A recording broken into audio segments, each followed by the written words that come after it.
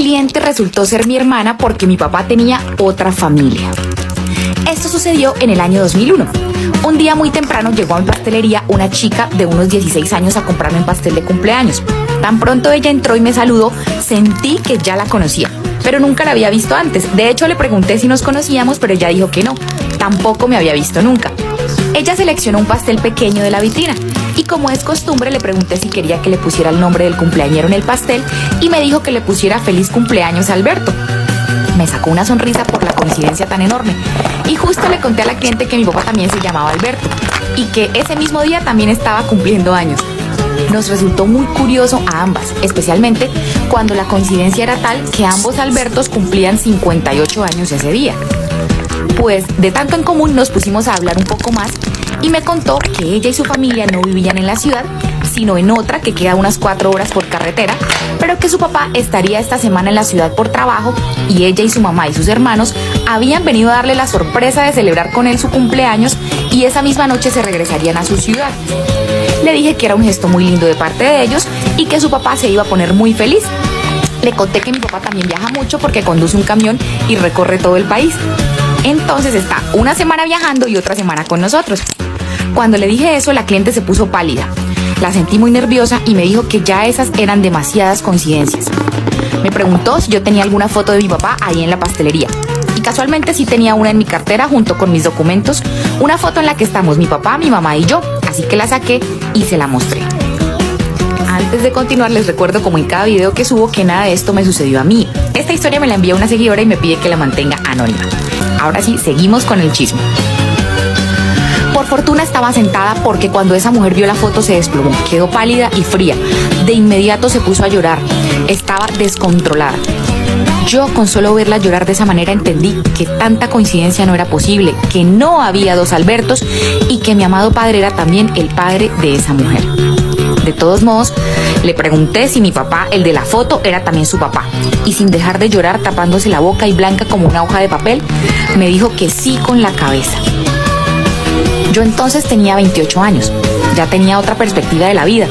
Y aunque sí me imaginaba que en sus muchos viajes mi papá podía serle infiel a mi mamá, no me imaginé que el asunto fuera tan delicado como para que tuviera otra familia. Le ofrecí agua a mi hermana, esperé a que viviera su catarsis y después de un rato, cuando se calmó un poco, le pregunté por su familia. Estaban todos afuera de la tienda en su carro. Eran ella, su hermano de 7 años y su mamá. Salí y les dije que por favor entraran, pues tenía que hablar con ellos. La señora se asustó mucho y preguntó si su hija estaba bien. Le respondí que sí, que estaba un poco alterada, pero no le había pasado nada malo.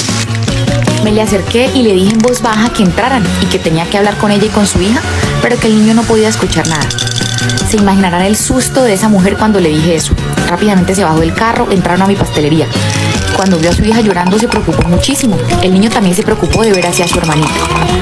Le expliqué al niño que todo estaba bien, que teníamos que hablar algo de adultos, pero que podía ver televisión un rato en la pastelería mientras hablábamos en la cocina.